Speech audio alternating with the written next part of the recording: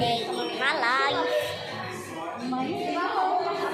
Ya, lagi di Samarinda. Satu. Ketemu TikTok kanker Erwan. Tiba-tiba aku waktu WA YouTuber tiba-tiba ketemu kanker Erwan. Lucu kan? Oke guys, maaf. Kemudian guys, aku lagi di toko tempat kafe.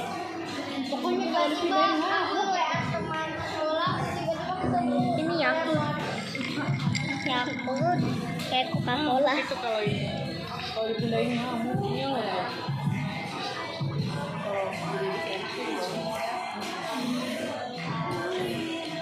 Guys, tunggu makanan kok selesai guys, part 2.